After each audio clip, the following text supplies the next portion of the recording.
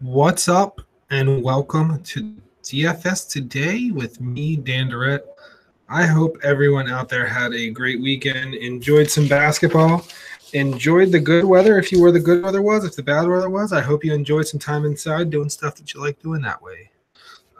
Today, it's going to be a cash heavy slate for me, pretty much every day here going forward.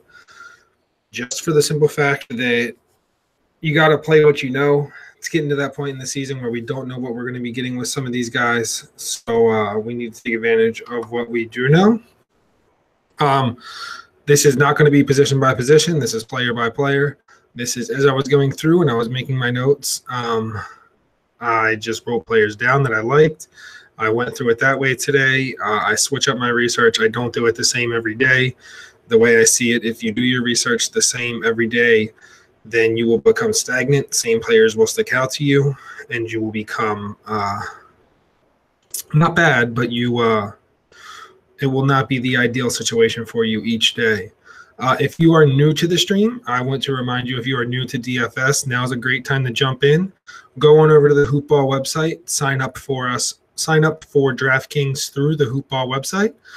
You can do a minimum deposit of $5. You can play a bunch of different tournaments over there. You can play cash games. You can play a bunch of different stuff. And if you are not a premium subscriber, you're going to get the rest of this season for free. Going through that playoff stretch, if you're a season-long player and you're out, now's a great time to jump in and get ready for next year.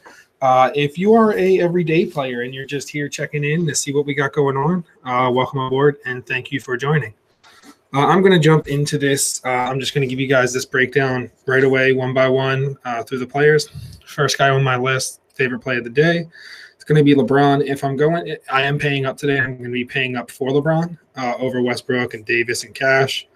I would say his floor is going to be right around 55 a night. That's basically what he's averaging here.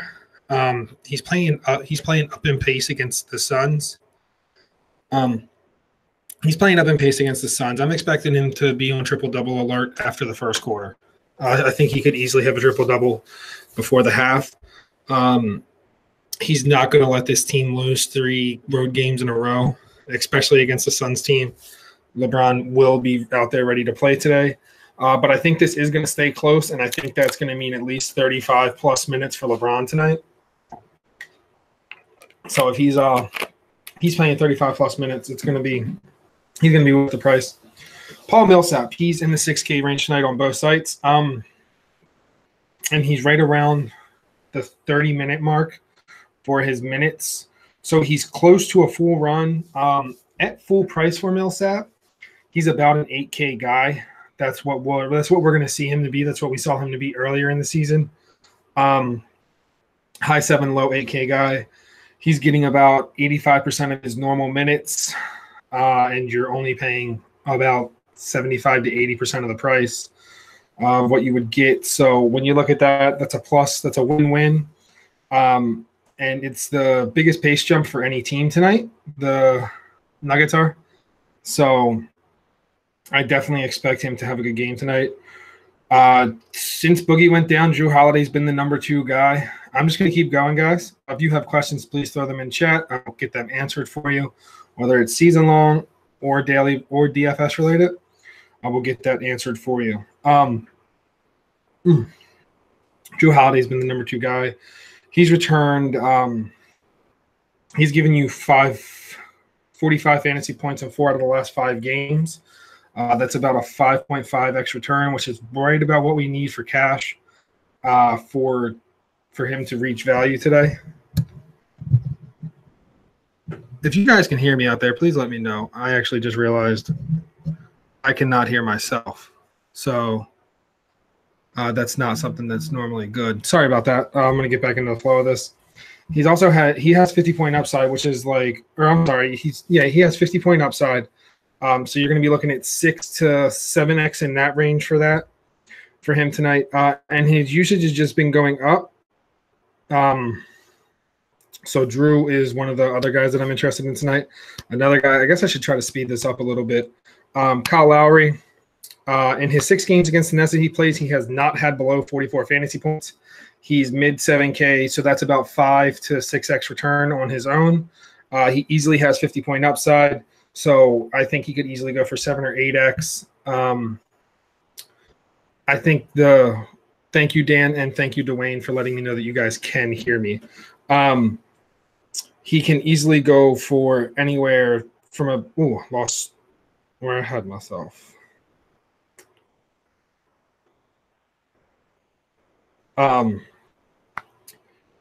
Matchup against the Nets for Lowry tonight. He can go anywhere for 44 to about 44 and up, 7K price range. So if he goes for a 50 to 55 point night, you're looking at 7 to 8x return on him. So that's one of the reasons why I really think you guys should consider Kyle Lowry tonight. Denzel Valentine is another guy I'm interested in for cash games. Keep in mind, everybody that I'm giving you guys right now is all cash game related guys. I will break down GPP guys that I like. Also, keep in mind, if you're new to the show, if they're cash game playable, they are GPP playable, unless I let you know otherwise, which is going to be, and I'll give you an example of that later on in this show of someone I like for cash, but not too much for GPP. Denzel Valentine, he is good for probably about 24 to 28 minutes is what I have him projecting out to be. In 5 of the last 7 games, he's gave us a 5x return on his price.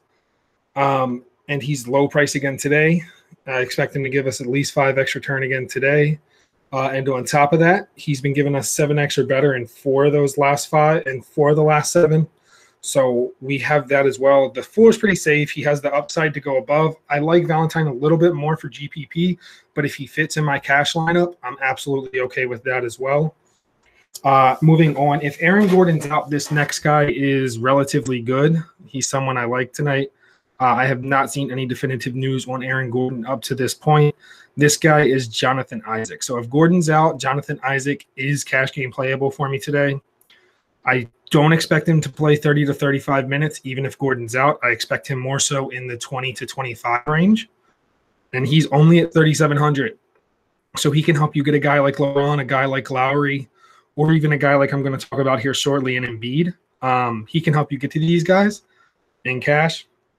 And if he's giving you a 5x return, he's only going to need about 20 fantasy points. So that's something that we can look at. He's not the biggest, he's not the guy with the most usage out there, but his defensive stats will also help add up. Since I already mentioned him, Joel, you beat the Pacers by playing big men who can rebound and score. What does Joel Embiid do? He rebounds and he scores. That's kind of, he's just one of those guys that you can play every night.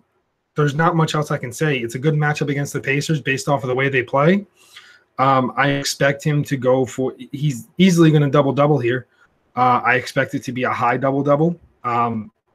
High teens to possibly 20 rebounds tonight as well, with anywhere from, let's say, 14 to 20 points on the low end. Lonzo Ball is a guy I'm interested in at points. He had 45 points against this team last week. And he's a guy that he's shooting the ball better, but where he really is going to help you at is he's giving you, you're going to get 1.5 points per assist. You're going to get 1.2. You're going to get 1.25 points for every rebound. And he always seems to at least get a steal or two a game as well. So you factor all that in, and let's just say he does have an off night on shooting. He's still going to pay off that price point. Now he is behind some of these other guys that I've already mentioned, like Lowry. He is behind Lowry at the point guard position. So let's keep that in mind. Markieff is a guy I like. He's not a guy I like often for cash, but I like him tonight for cash because they are playing against the Timberwolves. And with, excuse me.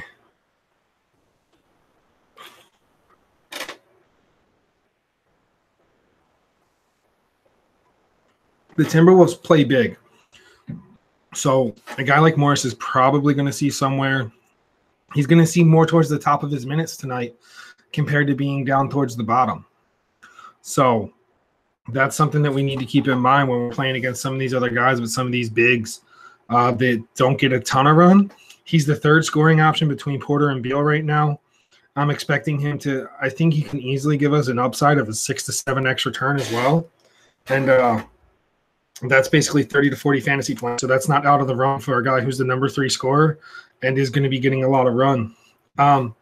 Last guy that I want to talk about here for cash games is Harrison Barnes. Wes Matthews is out. Harrison Barnes, in my opinion, is a guy that you can plug into your cash game every single week and play. Every single night and play. He's just the guy you know what you're going to get. This is the guy I was talking about that I'm not really interested in from a GPP standpoint because he's such a safe cash game play. There's no real upside. It's just a solid floor of about 4.5 to 5x his value. So if Harrison Barnes is in that sweet spot for you to get into that last position and that's the guy you need, I am perfectly okay with that. I'm going to move on here to GPP side. This is not going to be an in-depth because I am playing a lot of cash game. I am slowly building my bankroll up for you guys that want to know. I have almost 5x that over the past week and a half. So I'm slowly building that up, and I am shifting more from GPP back to cash.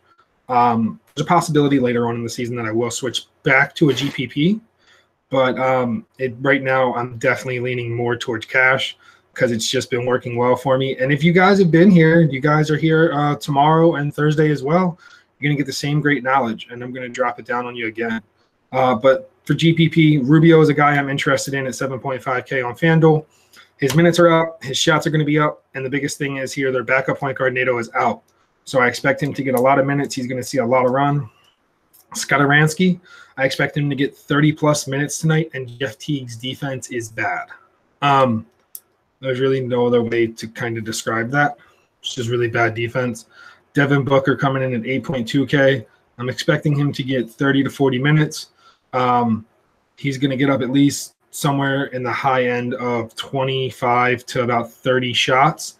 And the Cavs defense, well, there's really no need to describe that. This is going to be a fast-paced game. It's going to be a back-and-forth game. Just to give you guys an idea, this game is currently sitting at an over-under of 230. And I like the over in that game. I expect this to be like a 125 to 115 game, and that might be a little low. I am expecting this to be an extremely high-scoring game. I'm looking forward to watching this game tonight, strictly from the standpoint of the fact that this is going to be two fast-paced teams, and I can't wait to see what LeBron does.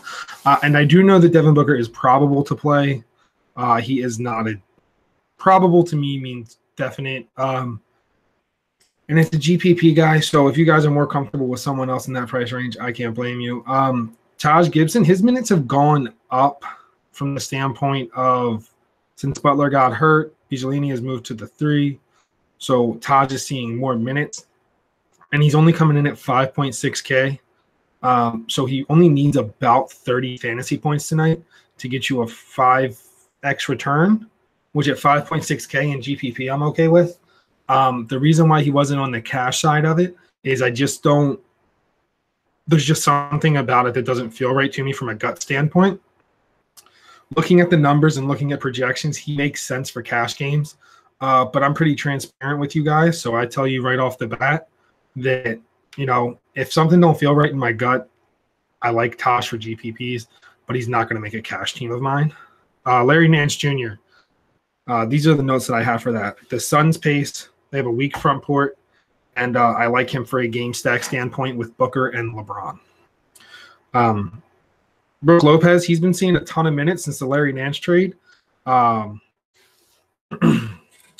He is Jokic's defense is not the best. The minutes are up. I actually kind of expect the Lakers to win this game flat out, and I expect them to have a good night. My favorite GPP center of the night, though, is the Polish Hammer, Marcin Gortat. The T-Wolves play big. If you look at the stats, and you look at the way it breaks down, he doesn't see a lot of second quarter run, and he doesn't see a lot of fourth quarter run. But with the way the Timberwolves play, I expect him to see anywhere from about 28 to 32 minutes tonight. So if he's going to see 28 to 32 minutes, and he's coming in at 3.7K on FanDuel, I forgot to write that down. You're looking at, let's just do that. You're looking at him needing 26 points for him to 7x that. Which, when you do that math and you break that down, that's a 7x return. That's easily a double-double. That's, anything at all against this Timberwolves team. Another fast-paced game. It's a 217 total. So in my mind, there's no reason to believe that the Gortat can't actually go 8 or 10x tonight, somewhere in that range. I'm very bullish on Gortat tonight. He is my favorite GPP center of the day. The only thing that scares me with him from a cash game standpoint is the minutes. His minutes aren't safe just based off of the way it looks like this game should be played out. That's what makes me believe he's going to see the higher end of his minutes limit here. And I'm expecting him to see some fourth quarter run and hopefully some second quarter run as well, because they can't play small with the way the Timberwolves play. So one last time I'll run back through this, and then I'm going to jump into these lines because we do have a nice little slate here today with there's definitely some lines that I like as well. Favorite and top overall play of the day is LeBron. Millsap coming in the 6K range makes me like him. Drew Holiday, his usage has gone up. He's scored 45 fantasy points in 4 out of the last 5 games. That's a 5.5x return on today's price. So that makes me believe that he's a good play. Kyle Lowry destroys the Nets. That's how I'm going to sum that one up. Jonathan Isaac, if Aaron Gordon's out, only needs about 20 fantasy points to get you a 5x return. Markieff Morris, kind of the same as Marcin Gortat. You have to play big against the Timberwolves, and that's how I expect them to play. Joel Embiid, you beat the Pacers with big men who rebound and score. That's how you beat that team. And Harrison Barnes, if he's there for you in a cash game standpoint, by all means, he's playable. Jumping into these lines. Washington -3.5. I actually like Minnesota plus the 3.5 points. I like the over in this Philly, in the Pacers and Sixers game. Right now it's at 2-11.5. I think that game will easily go over. Looking through some of these other lines as they have updated throughout the course of the day. I like Orlando plus the 10.5. Especially, and that's kind of a gut call because I'm not expecting LMA to play. I know he's listed as probable right now, but I'm not expecting him to play. If he does play, I'll probably lose some money on that.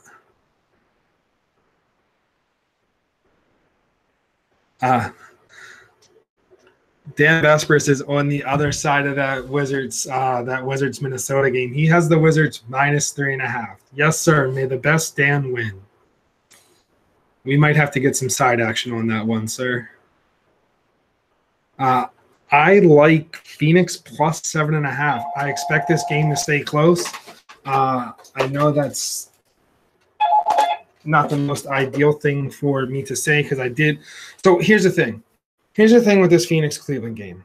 I just gave you, when I told you what I thought the total could possibly be, it was a 10-point difference with Cleveland winning by 10, 125 to 115. When I see this 7.5 spread, though, it makes me think I'm wrong in having it that far, having the total that far apart in my mind. I love the over in that game, by the way. I would probably touch the over before I would actually touch the line. If someone held a gun to my head, made me pick a line, though, I would take Phoenix plus the 7.5. And I like the Lakers to win outright, so that means I like them plus the 2. But if anybody has any questions for me, feel free to throw them in chat now. If not, I'm going to go ahead and jump off here, finalize some of these lineups, and see all you guys tomorrow. So I will wait here for a few moments to see if anything pops in chat. If not, I'm out.